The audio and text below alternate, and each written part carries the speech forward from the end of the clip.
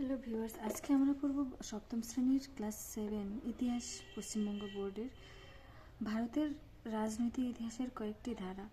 আজকে আমরা পড়ব প্রাচীন বাংলা, আমাদের বর্তমানে যে পশ্চিমবঙ্গ এবং বর্তমানে যে বাংলাদেশ সেটির ইতিহাস নিয়ে পড়ব আজকে। আমাদের বাংলার ইতিহাস নিয়ে পড়তে গেলে আমাদের কি করতে হবে? প্রথমে সব অনেক দিনকাল আগে ফিরে যেতে হবে, দেখতে হবে তখন কি ছিল। যেমন এখানে বলা হয়েছে আমরা ভারতের অধিবাসী। ভারতের যে অংশে আমরা থাকি তার নাম কি? পশ্চিমবঙ্গ। এই নামটি বেশি দিনের পুরনো নয়। এই অধ্যায়ে আমরা পড়ব কয়েক আগের জায়গাগুলির কি নামে পরিচিত ছিল, ভৌগোলিক সীমানা কী ছিল, বিভাগগুলি কী ছিল, কারা এখানে শাসন করত, এখানকার লোকদের জীবনযাত্রা কেমন ছিল, এসব আমরা পড়ব। প্রাচীন বাংলা। প্রথমে আমরা প্রাচীন বাংলার প্রধান প্রধান ভৌগোলিক বিভাগগুলি সম্বন্ধে জানব। এখানে মনে রাখতে হবে যে এসব হলো 1-1.5 বছরেরও বেশি আগেকার কথা। আমরা বলবো 1-1.5 আজ থেকে 1-1.5 বছরেরও বেশি আগেকার কথা। এই ভৌগোলিক বিভাগগুলির সীমানা সবসময় এক থাকেনি, কারণ অনেক রাজা ছিল, তাদের সীমানা আলাদা আলাদা ছিল। কেউ কারো রাজ্য আক্রমণ করতো, নিজের সীমানা বাড়িয়ে ফেলতো, আবার কেউ হেরে যেত, আবার অন্য কোনো বড় রাজা এসে অধিকার করে নিত। আমাদের রাজ্য পশ্চিমবঙ্গের বিভিন্ন এলাকা নানান সময় আলাদা আলাদা ভৌগোলিক বিভাগের অন্তর্গত ছিল।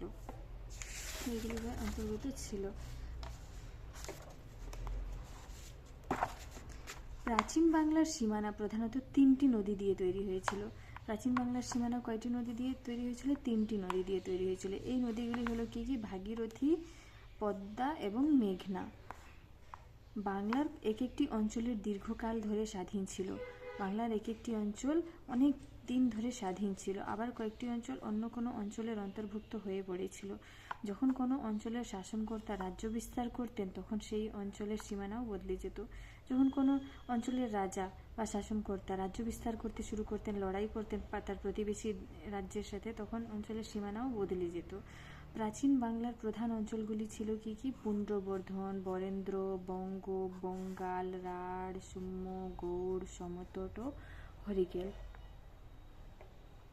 সাধারণভাবে যে কোনো অঞ্চলের অধিবাসীদের নাম অনুসারে জায়গার নাম হতো। সাধারণভাবে যে কোনো অঞ্চলের অধিবাসীদের ওখানকার যে ট্রাইবালস পিপল, ওদের নাম অনুসারে জায়গার নাম হতো। যেমন বঙ্গ, গৌড়, পুন্ড্র ইত্যাদি নামগুলি এক একটি জনগোষ্ঠীর নাম। এগুলো নাম কি? এক একটা জনগোষ্ঠীর নাম। তারা যে অঞ্চলে থাকতো সেই অঞ্চলটির নাম হতো তাদের নাম অনুযায়ী। যেমন পুন্ড্রবর্ধন।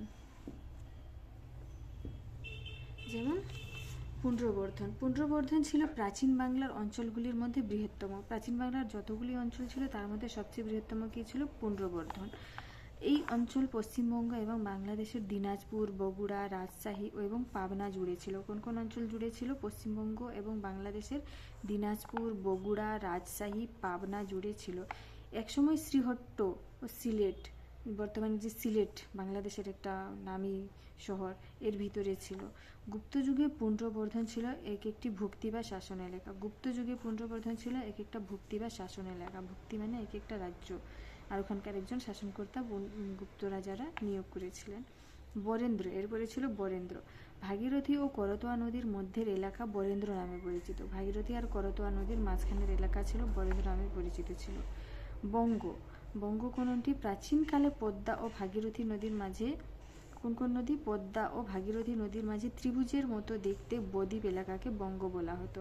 সম্ভবত ভাগীরথীর পশ্চিম দিকের এলাকাও এর মধ্যে ছিল। ভাগীরথীর পশ্চিম দিকের এলাকাও এর মধ্যে পড়তো। পরবর্তীকালে ভাগীরথীর পশ্চিম দিকে রাঢ় এবং শূন্য নামে দুটো আলাদা আলাদা অঞ্চলের উৎপত্তি ঘটলে বঙ্গের সীমানাও বদলে যায়। খ্রিস্টীয় একাদশ-দ্বাদশ শতকে বঙ্গ বলতে এখনকার বাংলাদেশের খ্রিস্টজন্মের একাদশ-দ্বাদশ শতকে বঙ্গ বলতে আমরা কোন এলাকা বুঝি? বাংলাদেশের ঢাকা, বিক্রমপুর, ফরিদপুর ও বরিশাল অঞ্চলকে বোঝানো হতো। এরপরে হলো বঙ্গাল। বঙ্গাল অঞ্চল বলতে বঙ্গের দক্ষিণ সীমাবর্তী বঙ্গোপসাগরের উপকূলকে চিহ্নিত করা হয়েছে। এই যে বঙ্গোপসাগর, এটা বঙ্গোপসাগরের উপরের যে এলাকা, এটাকে বঙ্গাল বলা হতো। রাঢ় এবং সুম্য। রাঢ় এবং সুম্য কোনটা? প্রাচীন রাঢ় বা লাঢ় অঞ্চলের দুটি ভাগ ছিল, উত্তর রাঢ় এবং দক্ষিণ রাঢ়।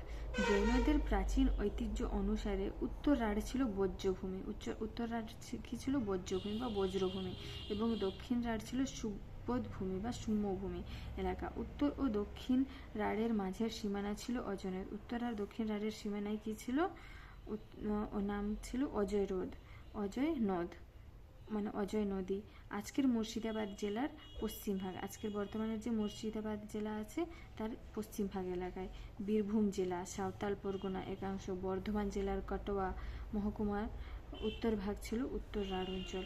আর দক্ষিণ রাঢ় বলতে আজকের হাওড়া, হুগলি, বর্ধমানের জেলার বাকি অংশ এবং অজয় ও দামোদর নদের মধ্যবর্তী বিরাট এলাকাকে বোঝানো হচ্ছে।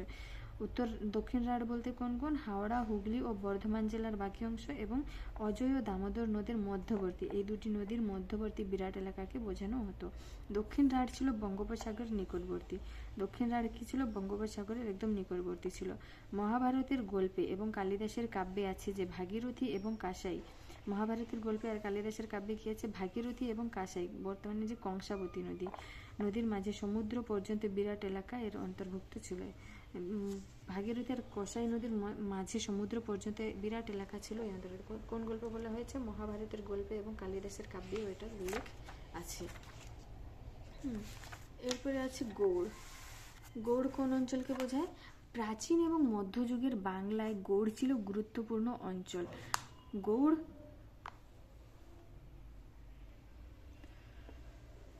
গৌড় বলতে একটি জনগোষ্ঠীকেও বোঝানো হতো। গৌড় বলতে জনগোষ্ঠীকেও বোঝানো হতো। বরামিরের রচনায় অনুযায়ী মুর্শিদাবাদ, বীরভূম এবং বর্ধমান জেলার পশ্চিম ভাগ নিয়ে তৈরি হয়েছিল সেকালের গৌড়। কোন কোন এরিয়া নিয়ে গৌড় তৈরি হয়েছিল? মুর্শিদাবাদ, বীরভূম এবং বর্ধমান জেলার পশ্চিম ভাগ নিয়ে তৈরি হয়েছিল সেকালের গৌড়। খ্রিস্টীয় সপ্তম শতকে রাজা শশাঙ্কের আমলে, সপ্তম শতকে মানে খ্রিস্ট জন্মের পরে সপ্তম শতকে রাজা শশাঙ্কের আমলে গৌড়ের সীমানা বেড়ে গিয়েছিল। গৌড়ের যে প্রদেশ, বর্তমানের যে মালদা এগুলো প্রদেশ, সীমানা বেড়ে গিয়েছিল। শশাঙ্কের রাজধানী গিয়েছিল কর্ণ সুবর্ণ। ভাগীরথীর পশ্চিম পারে আজকের মুর্শিদাবাদ জেলাই ছিল সেকালের গৌড়ের প্রধান এলাকা। সেকালের গৌড়ের প্রধান এলাকা কি ছিল? আজকের যে মুর্শিদাবাদ জেলাই ছিল সেকালের গৌড়ের প্রধান এলাকা। শশাঙ্কের আমলে পুন্ড্রবর্ধন মানে বর্তমানে যে উত্তরবঙ্গ থেকে ওড়িশার উপকূল পর্যন্ত এলাকাকে গৌড়ে অন্তর্গত হয়েছিল। অনেক বড় এরিয়া। শশাঙ্কের আমলে পুন্ড্রবর্ধন মানে উত্তরবঙ্গ থেকে শুরু করে ওড়িশার উপকূল, ওড়িশার যে সমুদ্র উপকূল আছে ওখান পর্যন্ত গৌড়ের সীমানা অন্তর্ভুক্ত হয়েছিল। খ্রিস্টীয় অষ্টম নবম শতকে গৌড় বলতে সমগ্র খ্রিস্টীয় অষ্টম আর নবম শতকে গৌড় বলতে সমগ্র পাল সাম্রাজ্যকেও বোঝানো হতো। সমগ্র মানে অনেক বড় এরিয়া ছিল পাল সাম্রাজ্যের, ওই এরিয়াকেও বলা হতো গৌড়। সমতট।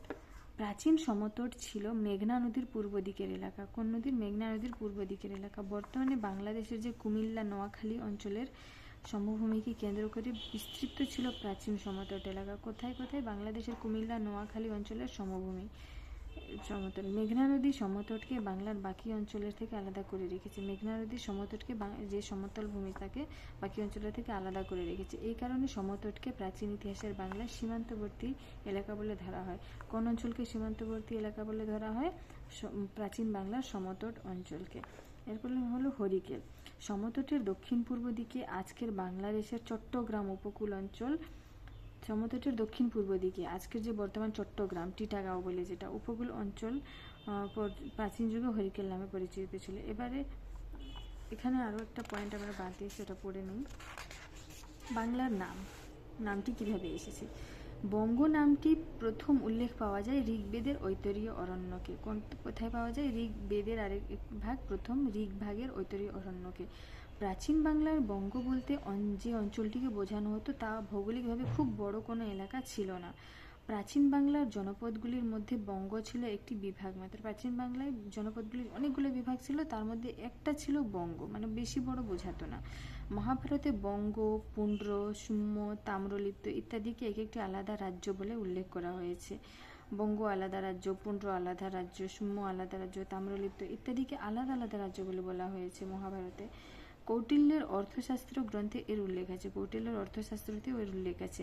কালিদাসের রঘুবংশম কাব্যেও বঙ্গ ও সুম্য নাম দুটির উল্লেখ পাওয়া যায়। কালিদাসের রঘুবংশম কাব্যেও বঙ্গ এবং সুম্য নামটি পাওয়া যায়। খ্রিস্টীয় ত্রয়োদশ শতকে ঐতিহাসিক মিনহাজ ই সিরাজ 13th সেঞ্চুরিতে খ্রিস্টীয় ত্রয়োদশ শতকে মিনহাজুস সিরাজ লেখাতেও বঙ্গরাজ্যের কথা আছে। মুঘল যুগের ঐতিহাসিক আবুল ফজল তার আইনি আকবরী গ্রন্থে এই অঞ্চলকে সুবে বাংলা বলে উল্লেখ করেছেন। আবুল ফজল তার আইনি আকবরী গ্রন্থে কি বলেছেন? বাংলাকে সুবা বাংলা বলে উল্লেখ করেছেন। সুবা মানে প্রদেশ বা রাজ্য, সুবা মানে কি? প্রদেশ বা রাজ্য। এখানে বলেছে ষোড়শ, সপ্তদশ ও অষ্টাদশ শতকে ইউরোপীয় ভ্রমণকারী ও বণিকরা এখানে এসেছিলেন। মানে 16th সেঞ্চুরি, 17th সেঞ্চুরি আর 18th সেঞ্চুরিতে অনেক ইউরোপিয়ান যে ট্যুরিস্ট বলা যাবে না, ট্যুরিস্টরা তো ঘুরতে আসে, এরা ভ্রমণকারী হলো, এরা লিখিত ওর সাথে অনেক ইতিহাস এখানকার, ও বণিকরা মানে ব্যবসায়ীরা এখানে এসেছিলেন। তারা এই দেশের নাম দিয়েছিলেন বেঙ্গালা। তারা এই দেশের নাম কে দিয়েছিলেন? বেঙ্গালা। স্বাধীনতার আগে এই বিরাট ভূখণ্ড বাংলা বা বাংলাদেশ বা বেঙ্গল নামেই পরিচিত ছিল। বাংলাদেশ মানে স্বাধীনতার আগে, আমাদের ভারতের স্বাধীনতার আগে বাংলাদেশ বা বেঙ্গল নামেই পরিচিত ছিল। 1947 খ্রিস্টাব্দে দেশভাগের সময় বাংলার পশ্চিম ভাগের নাম হলো পশ্চিমবঙ্গ। বর্তমানে যে আমরা থাকি সেটা হলো পশ্চিম ভাগের নাম হলো পশ্চিমবঙ্গ। পশ্চিমবঙ্গ স্বাধীন ভারতের একটা অঙ্গরাজ্য। পশ্চিমবঙ্গ আমরা একটা স্বাধীন ভারতের একটা অঙ্গরাজ্য। ওই সময় পূর্ব বাংলা চলে গেল নতুন দেশ পাকিস্তানে। বর্তমানের যে বাংলাদেশ, যেটাকে পূর্ব বাংলা নাম দেওয়া হয়, সেটা গিয়ে কোথায় মিলল? পাকিস্তানের সাথে। পরে তার নাম হলো পূর্ব পাকিস্তান। পরে কি নাম হলো বাংলাদেশের? পূর্ব পাকিস্তান। তারপর 1971 খ্রিস্টাব্দে যখন মুক্তিযুদ্ধ হয়, পূর্ব পাকিস্তান স্বাধীন দেশ হলো।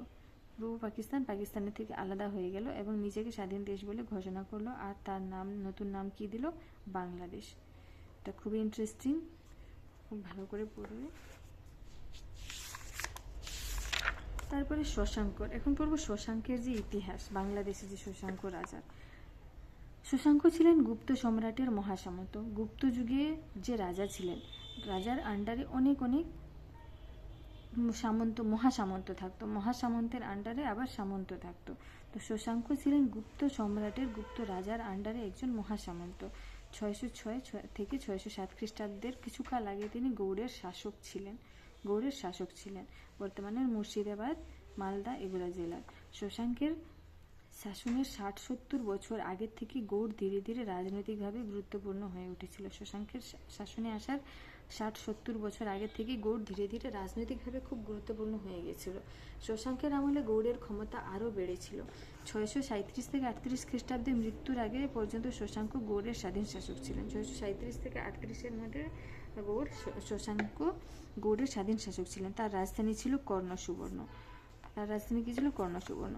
শশাঙ্কের শাসনকালে উত্তর ভারতের বিভিন্ন আঞ্চলিক শক্তি যেমন মালব, কনৌজ, থানেশ্বর, কামরূপ, গৌড় প্রভৃতি নিজ নিজ স্বার্থে পারস্পরিক দ্বন্দ্ব ও মৈত্রীর সম্পর্ক বজায় রাখত।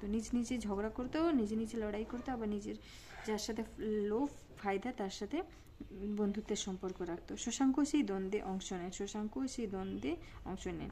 সেভাবে উত্তর পশ্চিম বারাণসী পর্যন্ত তার রাজত্ব ছড়িয়ে পড়েছিল। বর্তমানে যে উত্তরপ্রদেশ, বিহার পর্যন্ত, বারাণসী পর্যন্ত তার রাজত্ব ছড়িয়ে পড়েছিল। শশাঙ্ক সমগ্র গৌড় দেশ, মগধ, বুধগয়া অঞ্চল এবং ওড়িশার একাংশ নিজের অধিকারে আনতে পেরেছে। অনেক বড় এরিয়া নিয়ে এসেছিলেন নিজের অধিকারে। গৌড় দেশ তো ছিলই, তার সাথে মগধ, বিহার, বর্তমানের বুদ্ধগয়া, বিহার অঞ্চল ও ওড়িশার একাংশ নিজের অধিকারে আনতে পেরেছিলেন। উত্তর ভারতের ক্ষমতাধর রাজ্যগুলির সঙ্গে লড়াই করে শশাঙ্ক গৌড়ের মর্যাদা বৃদ্ধি করতে পেরেছিলেন। উত্তরের যে রাজা ছিল, এই যে কনৌজ, থানেশ্বর, কামরূপের রাজা, ওদের সাথে লড়াই করে গৌড়ে প্রদেশের অনেক মান সম্মান বৃদ্ধি করেছিলেন। এই ঘটনা তার বিশেষ কৃতিত্বের পরিচয় রাখে। এই ঘটনায় তাকে অনেক কৃতিত্বের পরিচয় দিয়েছে।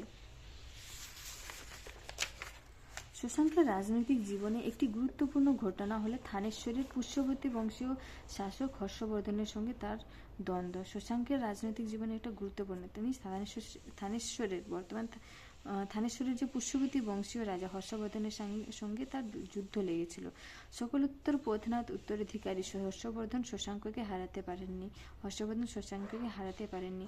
শশাঙ্ক ধর্মীয় বিশ্বাসে ছিলেন শৈব বা শিবের উপাসক। শশাঙ্ক কোন ধর্মে বিশ্বাস করতেন? শৈব ধর্মে বা শিবের উপাসক ছিলেন। আর্য মঞ্জুশ্রী মূলকল্প নামক বৌদ্ধ গ্রন্থে এবং সুয়াংজাং এর ভ্রমণ বিবরণীতে তাকে বৌদ্ধ বিদ্বেষী বলা হয়েছে। আর্য মঞ্জুশ্রী মূলকল্প নামক বৌদ্ধ গ্রন্থে আর সুয়াংজাংয়ের যে চাইনিজ ট্রাভেলার ছিল, চীন থেকে যে ট্রাভেলার এসেছিলেন, তার বিবরণীতে তাকে বৌদ্ধ বিদ্বেষী মানে বৌদ্ধের ধর্মের বিরুদ্ধে বলা হয়েছে। শশাঙ্কের বিরুদ্ধে অভিযোগ করা হয় তিনি বৌদ্ধ ভিক্ষুকদের হত্যা করেছিলেন। তিনি বৌদ্ধ ভিক্ষুকদের হত্যা করেছিলেন, কারণ এই যে মানে থানেশ্বরের যে রাজা ছিলেন হর্ষবর্ধন, তিনি বৌদ্ধের অনুগামী ছিলেন। শশাঙ্কের বিরুদ্ধে অভিযোগ করা হয় যে তিনি বৌদ্ধ ভিক্ষুকদের হত্যা করেছিলেন এবং বৌদ্ধদের পবিত্র ধর্মীয় স্মারক ধ্বংস করেছিলেন।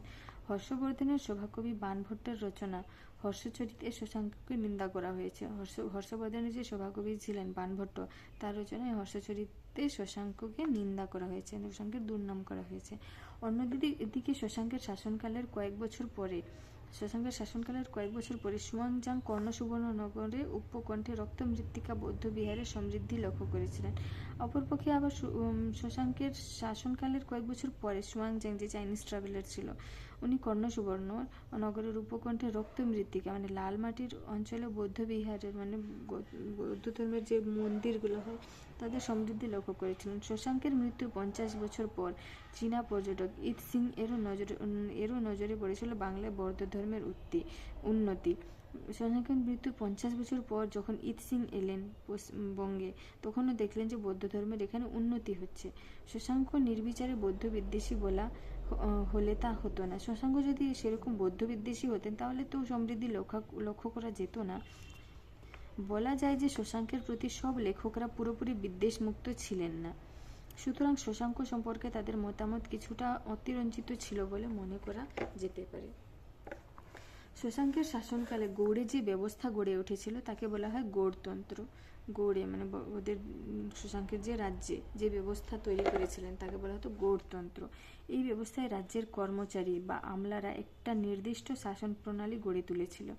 আগে যা ছিল গ্রামের স্থানীয় লোকের কাজ, শশাঙ্কের সময় সেই কাজে প্রশাসনও হস্তক্ষেপ করতে শুরু করে। অর্থাৎ ওই আমলে গৌড় রাজ্যে কেন্দ্রীয়ভাবে সরকার পরিচালনা করা হতো। অর্থাৎ ওই সময় গ্রামের একদম নিচু স্তর পর্যন্ত সরকারি আমলারা পৌঁছে গেছিল। শশাঙ্কের আমলে সোনার মুদ্রা প্রচলিত ছিল। ভাবা যায়, শশাঙ্কের আমলে সোনার মুদ্রা প্রচলিত ছিল, কিন্তু তার মান পড়ে গিয়েছিল মানে নকল মেলানো শুরু হয়ে গেছিল। নকল সোনার মুদ্রাও দেখা যেত, রূপোর মুদ্রা ছিল না। ব্যবসা বাণিজ্যের ক্ষেত্রে এই যুগে সম্ভবত মন্দা দেখা দিয়েছিল। ব্যবসা বাণিজ্য সেরকম উন্নতি করতে পারেনি। সমাজে জমির চাহিদা বাড়তে থাকে, অর্থনীতি হয়ে পড়ে কৃষি নির্ভর, অর্থনীতি কৃষির উপর নির্ভরশীল হয়ে পড়ে। ব্যবসা বাণিজ্য কমে গেলে অটোমেটিক্যালি সেটা কৃষি নির্ভর হয়ে পড়বে সেই এরিয়াটা। বাণিজ্যের গুরুত্ব কমে যাওয়ার ফলে নগরের গুরুত্ব কমতে শুরু করে। বাণিজ্যের গুরুত্ব যখন কমে যায় তখন নগরের গুরুত্ব শহরও কমতে থাকবে। আবার কৃষির গুরুত্ব বেড়ে যাওয়ায় সমাজ ক্রমশ গ্রাম কেন্দ্রিক হয়ে পড়ে। যখন বেশি কৃষি হচ্ছে, লোকগুলো শহরে না থেকে তখন গ্রামের দিকে যাচ্ছে এবং গ্রামের জমি চাষাবাদ শুরু করতেছে। সমাজে মহত্তর বা স্থানীয় প্রধানদের গুরুত্ব বাড়তে থাকে। স্থানীয় যে সরপঞ্চ হয়, প্রধান হয়, তাদের গুরুত্ব বাড়তে থাকে। শ্রেষ্ঠী বা বণিকদের গুরুত্ব ও ক্ষমতা আগেকার যুগের থেকে কমে এসেছিল। যারা বণিক ব্যবসায়ীদের প্রধানকে বলা হতো শ্রেষ্ঠী, তাদের গুরুত্ব আর ক্ষমতা কমতে থাকে। স্থানীয় প্রধানরা এই যুগে শ্রেষ্ঠীদের মতোই ক্ষমতাধর হয়ে উঠেছিল। স্থানীয় যে প্রধানরা ছিল এই যুগে, মানে স্থানীয় প্রধানরা পঞ্চায়েতরা, তার বর্তমানে যে শ্রেষ্ঠীদের মানে ব্যবসায়ীদের যে হেড, তাদেরই মতো ক্ষমতাধর হয়ে উঠেছিল। এই যুগে বঙ্গ এবং সমতটের শাসকরা প্রায় সকলেই ছিল ব্রাহ্মণ ধর্মের অনুরাগী। বঙ্গ বললো, সমতটের এলাকা বললো, সবাই ছিল কি ব্রাহ্মণ ধর্মের অনুরাগী। বিষ্ণু, কৃষ্ণ এবং শিব পূজার প্রথা ছিল। খ্রিস্টীয় ষষ্ঠ এবং সপ্তম শতকের অধিকাংশ সময় জুড়ে বৌদ্ধ ধর্ম বাংলায় রাজাদের সমর্থন পাননি। মানে ষষ্ঠ আর সপ্তম শতকে বৌদ্ধ ধর্ম মানে রাজারা সাপোর্ট করেনি তেমন বাংলার রাজারা। পরবর্তীকালে শশাঙ্ক কোনো স্থায়ী রাজবংশ তৈরি করে যেতে পারেননি। পরবর্তীকালে বৌদ্ধ ধর্ম আবার রাজার সমর্থন পেয়েছিল। অষ্টম নবম শতকে আবার 16-17 সেঞ্চুরিতে পায়নি, তখন ব্রাহ্মণ ধর্মের বেশি ছিল, কিন্তু যখন 18-19 সেঞ্চুরি আসলো তখন বৌদ্ধ ধর্ম রাজার সমর্থন পেতে শুরু করলো। আর এটা মনে রাখতে হবে যে যখন কোনো ধর্ম রাজকীয়ভাবে সমর্থন পেয়ে যায় তখন সেই ধর্ম উন্নতি হবেই। সেরকমই বৌদ্ধ ধর্মেরও উন্নতি হয়ে গেছিলো যখন বৌদ্ধ ধর্ম রাজকীয় সমর্থন পেতে শুরু করে। শশাঙ্ক কোনো স্থায়ী রাজবংশ তৈরি করে যেতে পারেননি, ফলে তার মৃত্যুর পর গৌড়ের ক্ষমতা নষ্ট হয়ে যায়। বাংলায় নানা বিশৃঙ্খলা দেখা গিয়েছিল। শশাঙ্কের মৃত্যুর বছর 10 পরে হর্ষবর্ধনও মারা যান। বাংলার নানা অংশে প্রথমে কামরূপের রাজা এবং পরে নাগ সম্প্রদায়ের জয়নাগ এবং তিব্বতের শাসকরা অধিকার করেন। অষ্টম শতকে কনৌজ এবং কাশ্মীরের শাসকরা বাংলা আক্রমণ করে। মানে শশাঙ্কের মৃত্যুর পর খুবই অরাজকতা তৈরি হয়ে গেছিলো। এতগুলো রাজ্য যখন দখল করা, অ্যাটাক করা শুরু করে, অটোমেটিক্যালি সেই জায়গাগুলি অরাজকতা তৈরি হয়ে যায়। বাংলার ইতিহাসে এই বিশৃঙ্খল সময়কে বলা হয় মাৎসান্যায়। তাহলে আমাদেরকে এটা পড়তে হবে, মাৎসান্যায়কে পরীক্ষায় আসে প্রত্যেকবার। মাৎসান্যায় কি? বাংলার ইতিহাসে এই বিশৃঙ্খল সময়কে বলা হয় মাৎসান্যায়ের যুগ। এখানে আরেকটা পয়েন্ট পড়ব, কর্ণ সুবর্ণর ইতিহাস। গৌড়ের যে রাজধানী ছিল কর্ণ সুবর্ণ, তার ইতিহাস।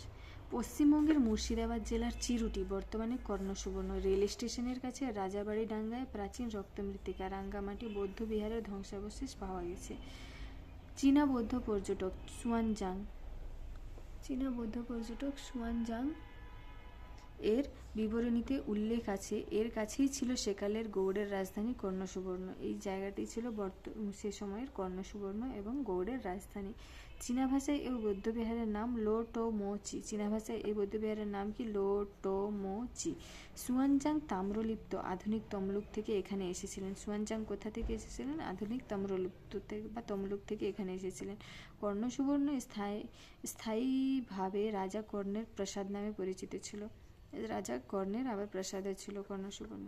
সুয়ানজাং লিখেছেন যে এই দেশটি জনবহুল। কি লিখেছেন? জনবহুল আছে। এখানকার মানুষেরা অত্যন্ত সমৃদ্ধ। এখানকার মানুষের সমৃদ্ধ মানে খুবই বড় লোক। এখানে জমি নিচু ও আর্দ্র। এখানকার জমি নিচু এবং স্যাঁতসেঁতে আর্দ্র। নিয়মিত কৃষিকাজ হয়। অঢেল ফুল ফল পাওয়া যায়। জলবায়ু নাতিশীতোষ্ণ এবং এখানকার মানুষজনের চরিত্র ভালো ও তারা শিক্ষা দীক্ষায় পৃষ্ঠপোষক। কর্ণ সুবর্ণে বৌদ্ধ এবং শৈব উভয় সম্প্রদায়ের মানুষই বসবাস করত। কর্ণ সুবর্ণ একটি গুরুত্বপূর্ণ বাণিজ্য কেন্দ্র ও প্রশাসনিক কেন্দ্র ছিল। বাণিজ্য কেন্দ্রও ছিল, আবার হেড হওয়ায়, ক্যাপিটাল হওয়ায়, সেখানকার রাজধানী হওয়ায় প্রশাসনিক কেন্দ্রও ছিল। আশেপাশের গ্রাম থেকে এখানকার নাগরিকদের জন্য নিত্য প্রয়োজনীয় জিনিসপত্র আসত। শশাঙ্কের আমলের অনেক আগের থেকেই সম্ভবত এই অঞ্চলের সঙ্গে দক্ষিণ পূর্ব এশিয়ার বাণিজ্যিক যোগাযোগ ছিল। দক্ষিণ পূর্ব এশিয়ার রক্তমৃত্তিকা থেকে জনৈক বণিক জাহাজ নিয়ে দক্ষিণ পূর্ব এশিয়ার মালয় অঞ্চল বাণিজ্য করতে গিয়েছিল। কোনো বণিক জাহাজ নিয়ে দক্ষিণ পূর্ব এশিয়ার মালয় অঞ্চলে বাণিজ্য করতে গিয়েছিল এমন নিদর্শনও পাওয়া গেছে। এর থেকে কর্ণ সুবর্ণের বাণিজ্যিক সমৃদ্ধির ইঙ্গিত পাওয়া যায়। কর্ণ সুবর্ণের রাজনীতিতে পালাবদল ঘটেছে বারবার। শশাঙ্কের মৃত্যুর পর এই শহর অল্প সময়ের জন্য কামরূপের রাজা ভাস্কর বর্মার হাতে চলে যায়। এরপর কিছুকাল এটি জয়নাগের রাজধানী ছিল। তবে সপ্তম শতকের পরে এই শহরের কথা আর বিশেষ জানা যায় না। পাল ও সেন যুগের ইতিহাসের উপাদানগুলিতে এর কোনো উল্লেখ নেই।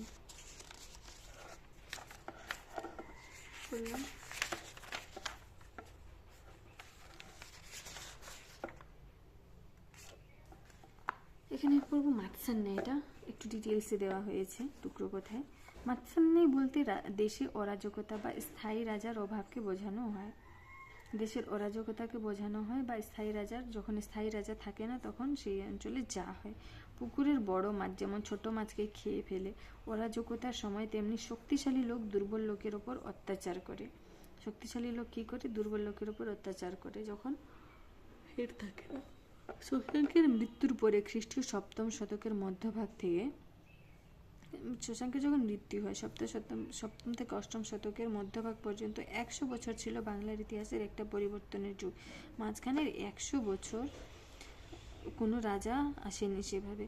ওই যুগে প্রত্যেক ক্ষত্রিয়, সম্ভ্রান্ত লোক, ব্রাহ্মণ এবং বণিক ইচ্ছামতো নিজের নিজের এলাকায় শাসন করত। বাংলার কোনো কেন্দ্রীয় শাসক ছিল না। বছরের পর বছর এই অবস্থা চলার পরে বাংলার প্রভাবশালী লোকেরা মিলে খ্রিস্টীয় অষ্টম শতকের মধ্যভাগে, বাংলার প্রভাবশালী লোকেরা মিলে অষ্টম শতক 18th সেঞ্চুরির মিডল টাইমে গোপাল নামে একজনকে রাজা নির্বাচন করে। আনুমানিক 750 খ্রিস্টাব্দে। ওই সময় থেকে বাংলায় পাল বংশের রাজত্ব শুরু হয়।